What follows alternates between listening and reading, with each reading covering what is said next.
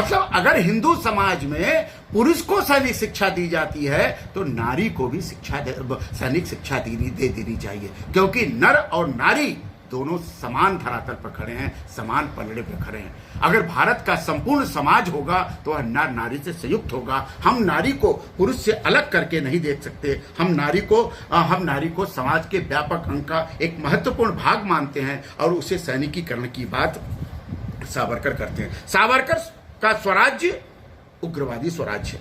सावरकर ने संपूर्ण जीवन दासता के खिलाफ संघर्ष करते हुए बिताया।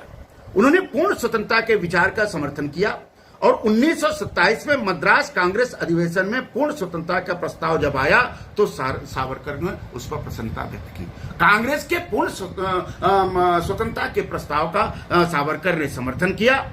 गांधी जी के पूर्ण स्वतंत्रता के प्रस्ताव को उन्होंने बचपने की संज्ञा दी थी। सावरकर ने उन्हें इस विचार की आलोचना की थी। गांधी ने जिस स्वतंत्रता की बात की थी, गांधी ने जिस उदारवादी स्वतंत्रता की बात की थी, सावरकर ने उसकी आलोचना की और उन्होंने मातृभूमि के प्रति अपने संकल्पों को बार बार दोहराया। अभिनव भारत नामक संस्था के माध्यम से उन्होंने स्वराज्य के आदर्श को और निकट बुलाने का प्रयास किया और 1857 की कहानी के लेखक के रूप में उन्होंने अपने विचारों को और आदर्शों को स्वराज की भावना के अधिक निकट लाया और दृढ़ प्रतिज्ञा करके बैरिस्टरी की उपाधि को स्वेच्छा से छोड़ दिया। वे अगर चाहते थे बैरिस्टरी की उपाधि ले सकते थे, लेकिन उनके लिए बैरिस्टरी की उपाधि का कोई मतलब नहीं था। सावरकर को स्वराज के साथ साथ भारत की अखंडता के आदर्श भी प्राणों से भी अधिक प्यारे थे। उन्होंने कांग्रेस के मुस्लिम लीग की तुष्टीकरण की नीति का विरोध किया। वो किसी को तुष्ट करना नहीं चाहते, तुष्टीकरण की नीति के विरोधी थे। 12 अप्रैल सन 1943 को CR फार्मूला का उन्होंने अस्वीकार किया और कठोर शब्दों की आलोचना की। यह वास्तव में खेदजनक है कि इस दुखांत नाटक में राजा जी जैसे अकेले खलनायक बने। उनका एकमात्र दोष यह है कि वह गांधी जी के हाथ की कठपुतली। इसलिए सावरकर ने अखंड भारत के लिए कार्य शुरू किया और उन्होंने कानपुर में आयोजित हिंदू महासभा के अधिवेशन में पाकिस्तान के निर्माण की योजना का विरोध किया और उसे इनकार करने की बात की। उन्होंने कहा, नंबर 1, हिंदुओं को हिंदू सैनिकीकरण आंदोलन 100 गुना बढ़ाकर चलना चाहिए। हिंदुओं को हिंदू सैनिकीकरण आंदोलन 100 गुना बढ़ाकर चलना चाहिए। नौसेना, हवाई सेना और गोला बारूद के कारखानों में अधिक संख्या में हिंदुओं को रहना चाहिए। दूसरा, वायसराय की कार्यकारिणी में मंत्रिमंडल में हिंदुओं की संख्या अधिक होनी चाहिए।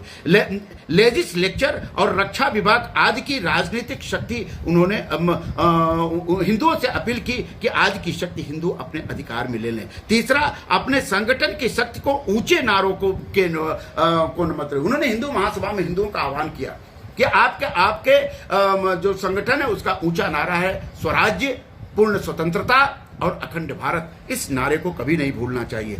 जहां कहीं भी हिंदुओं के नागरिक अधिकारों का कुठाराघात होता हो, हिंदू सफेद हो। यह एक वैश्विक धारणा है। जहां कहीं दुनिया के किसी देश में, दुनिया में कहीं भी अगर हिंदुओं के अधिकारों का पर कुठाराघात करते हैं तो दुनिया के सारे हिंदू एक हो जाओ और हिंदू एक होकर के हिंदुओं पर होने वाले कुठाराघात को कुचलने का काम करें। वे इस दुखांत घटना से बचना चाहते थे कि विभाजन की नीति का आरोप उनके ऊपर न लगे। उन्होंने अपनी बात करने में, उन्होंने हिंदुओं के सैनिकीकरण करने में, उन्होंने मुसलमानों के प्रति अपने दृष्टिकोण को प्रस्तुत करने में यह हमेशा ध्यान रखा कि उनके ऊपर विभाजनकारी होने का आरोप न लगे और इसलिए उन्होंने विभाजन के हर कदम का विरोध किया। सावरकर का जो साध्य था वह पूर्ण स्वतंत्रता थी। सावरकर का जो साध्य था सशक्त हिंदुत्व था। सावरकर का जो साध्य था वह सैनिक हिंदुत्व था, हिंदुत्ववादी अवधारणा थी। सावरकर का जो साध्य था सांस्कृतिक राष्ट्रवाद था। सावरकर का जो साध्य था वह मजबूत बलशाली राष्ट्र था। और सावरकर ने अपने इस ध्येय के आधार पर अपने साधनों को कभी बलिवेदी पर नहीं रखा। उनका साधन उस साध्य को प्राप्त करने के लिए उन्होंने सैनिकीकरण की प्रवृत्ति को आगे बढ़ाने का काम किया।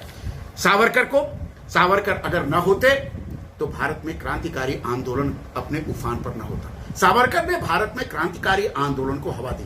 भारत ने क्रांतिकारी आंदोलन, बलिदानों को हवा दी, समर्पण को हवा दी, श्रद्धा को हवा दी, विश्वास को हवा दी, आस्था को हवा दी और भारत की भूमि पर, पूर्ण भूमि पर अपने को बलिदान, अपने को न्यौछावर करने की प्रेरणा दी।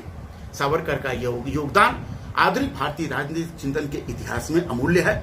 उनके ऊपर चाहे जो भी आरोप लगे, उनके ऊपर चाहे जो भी घटाक्षेप हो, उनको चाहे आतंकवादी माना जाए, लेकिन सावरकर के योगदान को, सावरकर के राजनीतिक चिंतन को अगर गंभीरता से अध्ययन किया जाए, उसके एक एक तत्व का अध्ययन किया जाए, तो ये स्वीकार करो बच्चों कि सावरकर भारत की उस धारा का प्रतिनिधित्व करते हैं जो अखंड भारत की धारा है, जो विभाजनकारी धारा नहीं है, जो अखंड भारत का निर्माण करता है, जिसमें समता है, जिसमें ममता है, जिसमें सहृदयता है, जिसमें एकता है।